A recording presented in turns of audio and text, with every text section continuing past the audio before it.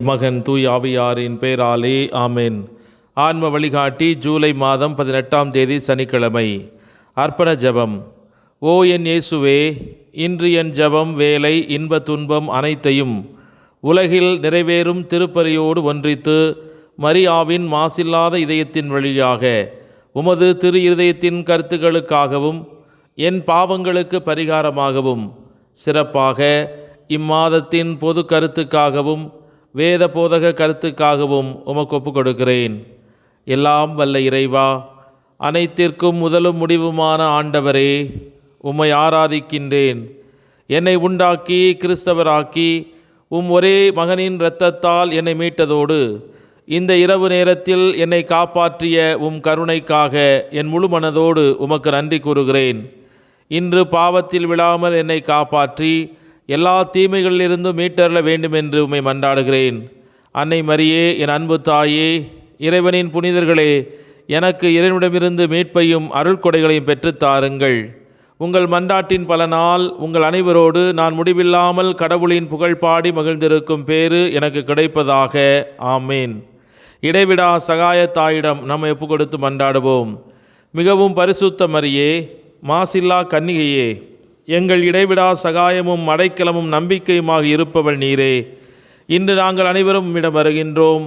நீர் எங்களுக்கு அடைந்தருளிய வரங்களுக்காக இறைவனுக்கு நன்றி செலுத்துகிறோம். இடைவிடா சகாய தாயே, உம்மை நேசிக்கிறோம்.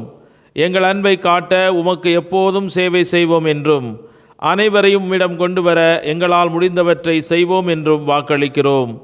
இடைவிடா சகாய தாயே, இறைவனிடம் சக்தி வாய்ந்தவளே, எங்களுக்கு இந்த வரங்களை பெற்றுத்தாரும். சோதனைகளை வெல்லும் பலத்தையும் இயேசு கிறிஸ்துவிடம் தூய்மையான அன்பையும் நல்ல மரணத்தையும் அடைந்து தாரும். உம்மோடும் உமது திருக்குமாரனோடும் என்றென்றும் வாழ அருள் புரியும். ஆமேன். மத்தேயு நற்செய்தி 12ஆம் அதிகாரம் 18வது இறைவார்த்தை. இதோ என் ஊழியர், இவர் நான் தேர்ந்து கொண்டவர், இவரே என் அன்பர், இவரால் என் நெஞ்சம் பூரிப்படைகிறது. இவருள் என் ஆவி தங்கும்படி செய்தேன். இவர் மக்களினங்களுக்கு நீதியை அறிவிப்பார். இது கிறிஸ்து வழங்கும் வாழ்வுதரும் நற்செய்தி. கிறிஸ்துவே உமக்கு புகழ். சிந்தனை. உங்கள் மீட்பு விலையானது இவ்வுலக நாணயங்களான வெள்ளியிலோ தங்கத்திலோ செலுத்தப்படவில்லை என்பதை நீங்கள் நன்கு அறிவீர்கள். அது இயேசு கிறிஸ்துவின் விலை உயர்ந்த இரத்தத்தால் செலுத்தப்பட்டது. எந்த ஆட்டுக்குட்டியும் அவ்வளவு தூய்மையான களங்கமற்ற பலியாக இருந்ததில்லை. பிற இனத்தாரின் அப்போஸ்தலருக்கு இவர்கள் இன்னும் அதிக ஆர்வத்துடன் செவி கொடுத்ததால் மட்டும் போதும். உங்களை மீட்க ஒரு பெரிய விலை கொடுக்கப்பட்டது. உங்கள் உடல்களை அவருடைய பிரசன்னத்தின் ஆலயங்களாக மாற்றுவதன் மூலம் தேவனை மகிமைப்படுத்துவீர்களாக என்று தூய பவுலடியார் 1 கொரிந்தியர் 3ஆம் அதிகாரம் 16 முதல் 19 முடிய உள்ள வார்த்தைகளிலே நாம் வாசிக்கிறோம். அப்போது அவர்களுடைய நேர்மையான வாழ்க்கை அவர்கள் இருக்க வேண்டிய பிரகாசமான முன்மாதிரியாக இருக்கும். கிறிஸ்துவின் திருச்சபை மனிதர்களுக்கான தனது பணியை இன்னும் திறம்பட நிறைவேற்றும். எல்லா மனிதர்களும் மீட்கப்பட வேண்டும் என்று கடவுள் விரும்புகிறார்.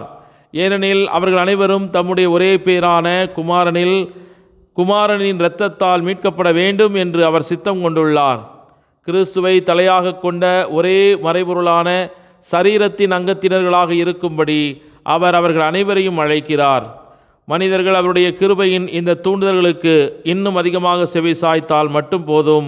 தனிநபர்களுக்கும் மக்களுக்கும் தேசங்களுக்கும் இடையிலான சகோதர அன்பின் பிணைப்புகள் எவ்வளவு வலுப்படுத்தப்படும் என்பதை உணர்ந்து இன்றைய நாளிலே அவருடைய இரத்தத்தினால் மீட்கப்பட்ட நாம் அவருடைய பரிசுத்தத்தில் பங்கேற்கும் வரத்தை கேட்டு இந்த ஜெபத்தில் இணைவோம். ஜெபிப்போமாக.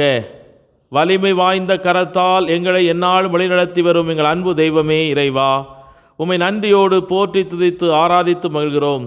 எங்கள் முழு வலிமையை கூட்டி உம்மை துதித்து மகிழ்கிறோம். நீர் எங்களுக்கு செய்த நன்மைகள் ஏராளம் ஐயா. நாங்கள் இன்று இந்த நிலையில் இருப்பது உமது இரக்கமும் அருளும் தான் அப்பா. எண்ணிலடங்கா வியப்புக்குரிய செயல்களால் எங்களை அதிர்ச்சியில் மூழ்க வைத்த உமது அன்புக்காய் கோடி நன்றி தகப்பனே. இன்றும் நாங்கள் உம்முடைய ஆற்றலை நாடுகின்றோம். வாழ்க்கையில் திக்குமுக்காடி என்ன செய்ய வேண்டும் என்று தெரியாமல் விழித்து கொண்டிருக்கும் எங்களுக்கு உமது நீதியின் வலக்கரம் உதவுவதாக.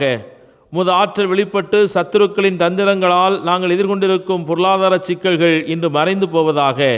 எங்கள் வாழ்வின் தேவைகளை அறிந்த தேவனே, இன்று எங்களுக்கான பிரச்சனைகளின் தீர்வுகளை எங்களுக்கு காண்பித்தருள்வீராக. எங்களை தப்புவித்து பெருமைப்படுத்தும் இறைவா, நாங்கள் எதிர்கொள்ளும் போராட்டங்களிலிருந்து எங்களை தப்புவித்தருளும்.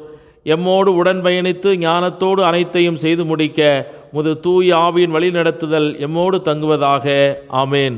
எல்லாம் வல்ல இறைவன், தந்தை, மகன், தூய ஆவியானவர் உங்கள் அனைவரையும் நிறைவாக ஆசீர்வதித்து புனிதப்படுத்தி வழிநடத்துவாராக.